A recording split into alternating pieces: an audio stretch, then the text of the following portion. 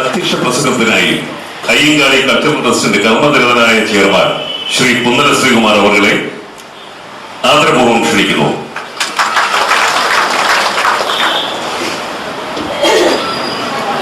നമ്മുടെ വേദിയിലുള്ള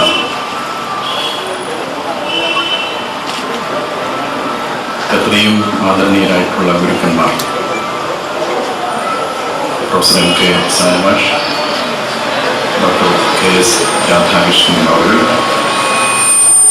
പ്രസിഡന്റ് ഖജാൻജി Shri P Janardhanan, secretary Shri V Sreedharan, ഈ ചടങ്ങിൽ സംബന്ധിക്കുന്ന മഹാസഭയുടെ സംസ്ഥാന president Shri P K Rajan, secretary Shri Baiju കലാശാല,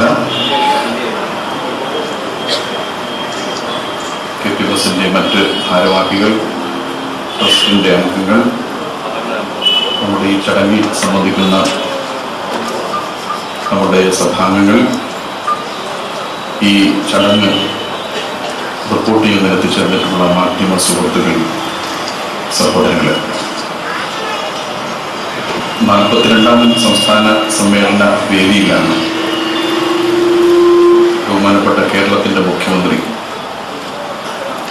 പശ്ചാത്തല സംവിധാനം ഒരുക്കിയാൽ KPMSന് ഉന്നത വിദ്യാഭ്യാസ രംഗത്ത് ഒരു സ്ഥാപനം അനുവദിക്കാൻ തയ്യാറാണ് എന്ന് പ്രഖ്യാപിച്ചു. പശ്ചാത്തല സംവിധാനം എന്നതിനെ സംബന്ധിച്ച് നമുക്കറിയാം, ഒരു കോളേജിന് ആപ്ലിക്കേഷൻ കൊടുക്കണമെങ്കിൽ 5 ഏക്കർ വസ്തു വേണം ചുരുങ്ങി. പക്ഷെ നമുക്കത് പണം കൊടുത്ത് സമ്പാദിക്കാൻ കഴിയുന്ന ഒരു സാഹചര്യമായിരുന്നില്ല. ഒരു നിയോഗം പോലെയാണ് മഹാത്മാ അയ്യങ്കാളിയുടെ 150ാമത് ജയന്തി ആഘോഷം നമ്മുടെ മുൻപിലേക്ക് വരുന്നു.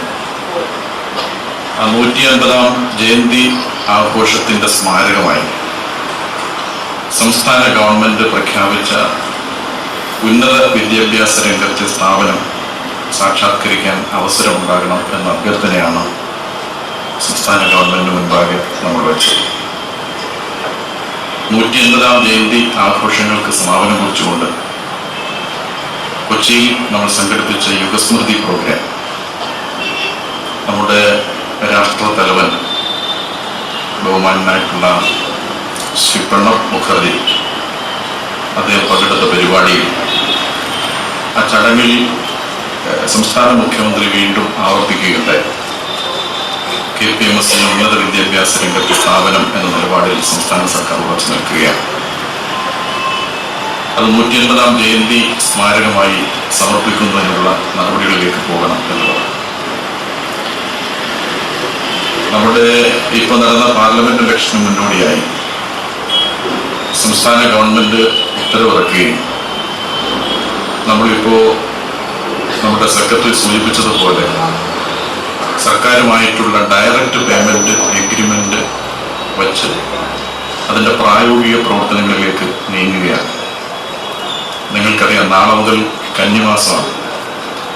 നമ്മൾ ഇത്തരം മഹത്തരമായ ചടങ്ങിനൊന്നും ആ മാസം തിരഞ്ഞെടുക്കാറില്ല. അതുകൊണ്ടാണ് ഈ ചിങ്ങമാസത്തിന്റെ അവസാന നാളിൽ ഇതിന്റെ പേരിടിൽ ചടങ്ങ്, അതിന്റെ ലോഗോ പ്രകാശനം കൊച്ചിയിൽ തന്നെ നടക്കണം എന്ന് ആഗ്രഹിച്ചു. അപ്പൊ ഞങ്ങളിതിന് ഈ ചടങ്ങ് നിർവഹിക്കുന്നതിന് നമുക്ക് ആരെയാണ് കണ്ടെത്തേണ്ടത് എന്നുള്ള ആലോചന വന്നു. ഞാനൊന്നും ആവർത്തിക്കുന്നില്ല. പ്രൊഫസർ എം കെ സാനിമാഷിനെ സംബന്ധിച്ച് നമ്മുടെ സ്വാഗത പ്രാസംഗികരോട് സൂചിപ്പിച്ചു. അദ്ദേഹം ഒരു അധ്യാപകൻ മാത്രമല്ല, സമഭാവനയുടെയും സഹവർത്തിത്വത്തിന്റെയും ഒക്കെ ഒരു വക്താവ് കൂടിയാണ് അദ്ദേഹം. ശ്രീനാരായണ ദർശനങ്ങളുടെ ഒരു ഉപാസകനാണ്. ഇന്ന് കേരളത്തിൽ നമുക്കതിന് കണ്ടെത്താൻ പറ്റുന്ന മറ്റൊരാളില്ല. അതുകൊണ്ട് മാഷിന്റെ നാവിൽ നിന്ന് തന്നെ ഇതിന്റെ നാമം ഉയരട്ടെ എന്നതാണ് നമ്മൾ ആഗ്രഹിച്ചത്. ലോഗോ പ്രകാശനത്തിന് വേണ്ടി എത്തിയത് ബഹുമാന്യ ഡോക്ടർ കെ എസ് രാധാകൃഷ്ണൻ സാറാണ്. അദ്ദേഹം ഇവിടെ സൂചിപ്പിച്ചതുപോലെ എന്നും നമ്മുടെ ഒരു സഹോദര തുല്യനായി നമ്മോടൊപ്പം എല്ലാ കാര്യങ്ങളിലുമുള്ള ആളാണ്. അങ്ങനെ രണ്ട് ഗുരുക്കന്മാരാണ്. മറ്റ് ജനപ്രതിനിധി ചടങ്ങിലില്ല, രാഷ്ട്രീയ പ്രതിനിധികളില്ല, തികച്ചും ഒരു കലാശാലയുടെ നാമകരണ ചടങ്ങിൽ കേരളം ശ്രദ്ധിക്കുന്ന രണ്ട് ഗുരുക്കന്മാരാണ് എത്തിയിട്ടുള്ളത്. ഈ ചടങ്ങ് നടക്കുമ്പോൾ വലിയ വിവാദങ്ങളൊക്കെ നിൽക്കുന്ന ഒരു സമയമാണ്. ഞാനിവിടെ സൂചിപ്പിച്ചു, അയ്യങ്കാളി എന്ന സാമൂഹിക പരിഷ്കർത്താവിന്റെ നാമധേയത്തിൽ ഒരു നവോത്ഥാന സ്മാരകം സമർപ്പിക്കുമ്പോൾ അക്ഷരത്തിന്റെ വെളിച്ചം മുതലാൻ അവസരം ലഭിച്ച ഒരാളായിരുന്നില്ല അദ്ദേഹം. അക്ഷരങ്ങൾ അദ്ദേഹത്തിന്റെ സ്വപ്നമായിരുന്നു. എന്റെ സമുദായത്തിൽ നിന്ന് 10 BA-ക്കാരെ കണ്ടിട്ട് മരിക്കണം എന്ന ആത്യന്തികമായ അഭിലാഷം പ്രകടിപ്പിച്ച അയ്യങ്കാളി ഈ നമ്മെ വിട പറഞ്ഞു പോയി. 180 വർഷങ്ങൾക്ക് ഇപ്പുറത്ത് അദ്ദേഹത്തിന്റെ പൈതൃകം ആ BA-ക്കാരെ സൃഷ്ടിക്കുന്ന ഉന്നത വിദ്യാഭ്യാസ രംഗത്ത് അദ്ദേഹത്തിന്റെ നാമധേയത്തിലുള്ള ഒരു സ്മാരകം നിർമ്മിച്ച് ഈ നാടിന് സമർപ്പിക്കുന്നു എന്നതാണ് ഇതിന്റെ ചരിത്ര പശ്ചാത്തലം. അതുകൊണ്ട് എല്ലാവരും ചരിത്രത്തിന്റെ ഭാഗമാവുകയാണ്. അയ്യങ്കാളിയുടെ നവോത്ഥാന സ്മാരകം നാടിന് സമർപ്പിക്കുമ്പോൾ കേരളത്തിന്റെ എല്ലാ നവോത്ഥാന മൂല്യങ്ങളെയും ചേർത്ത് വെച്ചെങ്കിൽ മാത്രമേ ഈ നവോത്ഥാന സ്മാരകത്തിനും ഈ നവോത്ഥാന നായകനും പ്രസക്തിയുള്ളൂ എന്നതാണ് ഞങ്ങളുടെ തിരിച്ചറിവ്. അതുകൊണ്ട് ഞാനിവിടെ സൂചിപ്പിച്ചു, ശ്രീനാരായണ ദർശനങ്ങളുടെ ആചാര്യനായിട്ടുള്ള ഉപാസകനായിട്ടുള്ള സാനമാഷിയുടെ പങ്കെടുക്കുമ്പോൾ നമുക്ക് ശ്രീനാരായണ ഗുരുവിന്റെ ദർശനങ്ങളെ കുറിച്ച് അറിയാം. ജന്മം കൊണ്ട് കേരളത്തെയും കർമ്മം കൊണ്ട് ഭാരതത്തെയും ധർമ്മം കൊണ്ട് ലോകത്തെയും ധന്യമാക്കിയ, കാല ദേശ സീമകളെ അതിജീവിച്ച നമ്മുടെ കേരളം ജന്മം കൊടുത്ത ഈ താന്ത്രിക വിദ്യയുടെ സമുജ്വല മാതൃകയായിരുന്ന, നമ്മുടെ ദാർശനിക പാരമ്പര്യത്തിന്റെ സമുജ്വല മാതൃകയായിരുന്ന ശങ്കരാചാര്യർ, ആ ശങ്കരാചാര്യർ രൂപം കൊടുത്ത വേദാന്തം അദ്വൈത വേദാന്തം, ആ അദ്വൈത വേദാന്തത്തിന്റെ 2 വഴികളിൽ ഒന്ന് ഉപാസനയും മറ്റൊന്ന് വിചാരമാർഗവുമായിരുന്നു. ഉപാസന ആരാധനയാണ്, പക്ഷെ അതിന് അതത് വിഭാഗങ്ങൾക്ക് കഴിയുമായിരുന്നില്ല. പക്ഷെ ആ ഉപാസന മാർഗത്തെ ധന്യമാക്കിയത് ശ്രീനാരായണ ഗുരുവിന്റെ 1888 അരുവിപ്പുറം പ്രതിഷ്ഠ അതിനെ ധന്യമാക്കി. വിചാരമാർഗം വേദ പഠനമാണ്, അതും അധസ്ഥിതർക്ക് കഴിയുമായിരുന്നില്ല. പക്ഷേ ശ്രീനാരായണ ഗുരുവിന്റെ ദൈവദശകം, അതിന്റെ 100-ാം വർഷം കേരളം ആഘോഷിക്കുകയാണ്. അദ്ദേഹത്തിന്റെ ദർശനമാല, അതും കേരളം ആഘോഷിക്കുക. വിചാരമാർഗത്തിൽ നമുക്ക് ചേർത്ത് വെക്കാൻ പറ്റുന്ന 2 കാര്യങ്ങൾ അത് രണ്ടുമാണ്. ആ സാനമാഷി ചടങ്ങിൽ സംബന്ധിക്കുമ്പോൾ ഈ ചടങ്ങിന്റെ അർത്ഥവ്യാപ്തി വളരെ വിപുലമാവുകയാണ്. മറ്റൊരാൾ ഡോക്ടർ KS രാധാകൃഷ്ണൻ സാറാണ്. അദ്ദേഹം അടുത്ത കാലത്തായി കറുപ്പൻ മാഷിന്റെ കവിതകളായിട്ടുള്ള പണ്ഡിറ്റ് KP കറുപ്പൻ മാഷിന്റെ ജാതിക്കുമ്മി എന്ന കൃതി, അതിന്റെ 100-ാം വർഷം ഇപ്പോൾ 2012 ആഘോഷിച്ചു. ജാതിക്കുമ്മിയും അദ്ദേഹത്തിന്റെ തിരഞ്ഞെടുത്ത കൃതികളുമായി ബന്ധപ്പെട്ടൊരു പഠനം അദ്ദേഹം തയ്യാറാക്കിയിട്ടുണ്ട്. അത് ഞാൻ വളരെ ശ്രദ്ധയോടുകൂടിയാണ് വായിച്ചത്.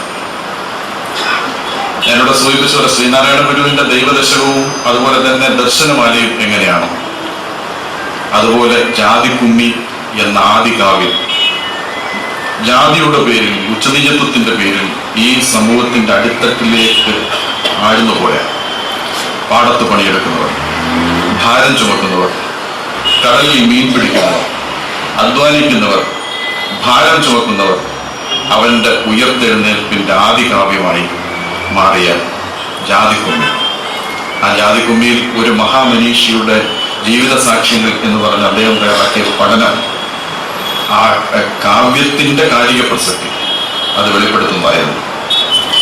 അപ്പോ വർത്തമാന കാലഘട്ടത്തിൽ കേരളത്തിൽ സാമൂഹിക പരിഷ്കർത്താക്കളിൽ ആർക്കാണ് തൂക്കം കൂടുതൽ, ആർക്കാണ് മൂല്യം കൂടുതൽ എന്ന ശുഭസൂചകമല്ലാത്ത ചർച്ചകൾ നമ്മുടെ നാട്ടിൽ ഉയരുകയാണ്. ഇത് ഉയരുന്ന ഘട്ടത്തിലാണ് നമ്മുടെ ഈ ചടങ്ങ് കൊച്ചിയിൽ സംഘടിപ്പിക്കുന്നത്. അതുകൊണ്ട് തീർച്ചയായും നാം മുന്നോട്ട് വെക്കുന്ന അയ്യൻകാളി എന്ന ചരിത്ര വ്യക്തിത്വം പ്രകീർത്തിക്കപ്പെടണമെങ്കിൽ മറ്റേതെങ്കിലും ഒരു സാമൂഹ്യ പരിഷ്കർത്താവ് അപകീർത്തിപ്പെടണം എന്ന ധാരണ ഞങ്ങൾക്കില്ല.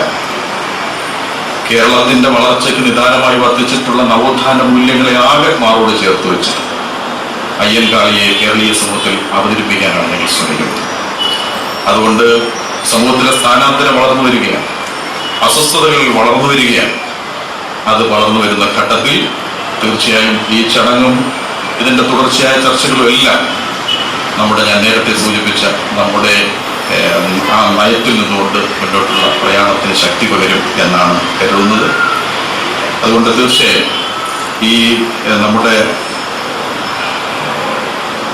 അയ്യൻകാളിയുടെ നാമധേയത്തിലുള്ള ഈ സ്ഥാപനം നമുക്കറിയാം ഒരുപാട് ഭൗതിക സാഹചര്യങ്ങളുടെ പരിമിതി ഉണ്ട്. നമുക്ക് സർക്കാർ ഇപ്പം നമുക്ക് ഒരു കോളേജ് അനുവദിച്ചു, ലീസ് അടിസ്ഥാനത്തിൽ വസ്തു തരുന്നു, പക്ഷെ നിർമ്മാണ പ്രവർത്തനം നമ്മൾ പൂർത്തീകരിക്കേണ്ടതായിരുന്നു. ഇതൊരു ലളിതമായ ചടങ്ങ്, ഒരു ലളിതവും എന്നാൽ പ്രൗഢഗംഭീരവുമായ ഒരു ചടങ്ങാക്കി മാറ്റുന്നതിന് വേണ്ടിയാണ് ശ്രമിച്ചത്. നമ്മളെല്ലാവരോടും പറഞ്ഞത് ആരും വരരുതെന്നാണ്. കാരണം അങ്ങനെ ഉൾക്കൊള്ളാൻ കഴിയുന്ന ഒരു സ്ഥല സൗകര്യം ഇവിടെ ഇല്ല. പക്ഷെ വരരുതെന്ന് പറഞ്ഞപ്പോൾ ആൾക്കാർ ഇപ്പോൾ കൂടുതൽ പറഞ്ഞു. തീർച്ചയായും നമ്മുടെ ഈ നവോത്ഥാന സ്മാരകം കേരളത്തിന് സമർപ്പിക്കുന്നത് അത് കേരളം അറിയാൻ പോകുന്ന, കാണാൻ പോകുന്ന ഏറ്റവും വലിയൊരു സാംസ്കാരിക ചടങ്ങുകൾക്കായിരിക്കും. അതിനുവേണ്ടി നമുക്ക് മനസ്സും ശരീരവും ചേർത്ത് വെക്കാം. ഇവിടെ ഞാൻ പറഞ്ഞതുപോലെ പണ്ഡിറ്റ് കെ പി കറുപ്പിന്റെയും ശ്രീനാരായണ ഗുരുവിന്റെയും, അതുപോലെ തന്നെ ഈ വർഷം ഒരു സവിശേഷത ചട്ടമ്പി സ്വാമി, ശ്രീനാരായണ ഗുരു, അയ്യൻകാളി എല്ലാവരുടെയും ജയന്തി ആഘോഷങ്ങൾ ചേർന്ന് ശ്രീനാരായണ ഗുരുവിന്റെയും അയ്യൻകാളിയുടെയും ജയന്തി ഒരു ദിവസം തന്നെ. അപ്പം നമ്മുടെ പരിഷ്കർത്താക്കളെല്ലാം വളരെ അടുത്തുകൊണ്ടിരിക്കുകയാണ്. അവരുടെ പിന്മുറയും കൂടുതൽ അടുക്കേണ്ടതായിട്ടുണ്ട്. നമുക്ക് ചേർന്ന് നിൽക്കാം എന്ന് ഞാൻ അഭ്യർത്ഥിക്കുകയാണ്.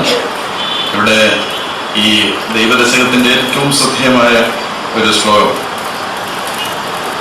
ആഴവേറും നിൻ മനസ്സാ മാഴിയിൽ ഞങ്ങളാകവേ ആഴണം വാഴണം നിത്യം വാഴണം വാഴണം സുഖം എന്നാണ്.